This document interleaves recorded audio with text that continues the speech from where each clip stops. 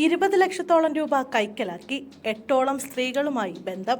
അജ്മലിനെതിരെ നിർണായക മൊഴിയുമായി ശ്രീകുട്ടി. കൊല്ലം മൈനാഗപ്പള്ളിയിൽ സ്കൂട്ടർ യാത്രക്കാരിയെ കാറിടിച്ച് കൊലപ്പെടുത്തിയ കേസിൽ അജ്മലിനെതിരെ ശ്രീകുട്ടിയുടെ നിർണായക മൊഴി.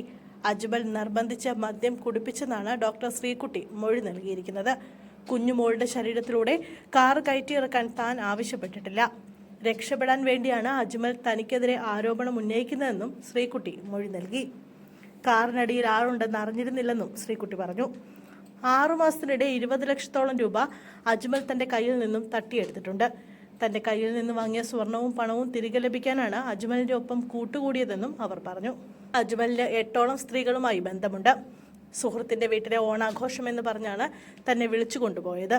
ഓണാഘോഷം കഴിഞ്ഞ് മടങ്ങുമ്പോൾ തന്നെ നിർബന്ധിച്ച് മദ്യം കഴിപ്പിച്ചുവെന്നും ശ്രീകുട്ടി മൊഴി നൽകിയിട്ടുണ്ട്. എന്നാൽ പോലീസ് ഇത് പൂർണ്ണമായും വിശ്വസിച്ചിട്ടില്ല.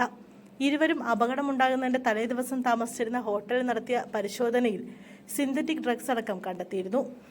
ഇരുവരെയും ഒരുമിച്ചിരുത്തി ചോദ്യം ചെയ്താൽ മാത്രമേ കൂടുതൽ കാര്യങ്ങൾ വ്യക്തമാവൂ എന്നാണ് പോലീസ് പറയുന്നത്.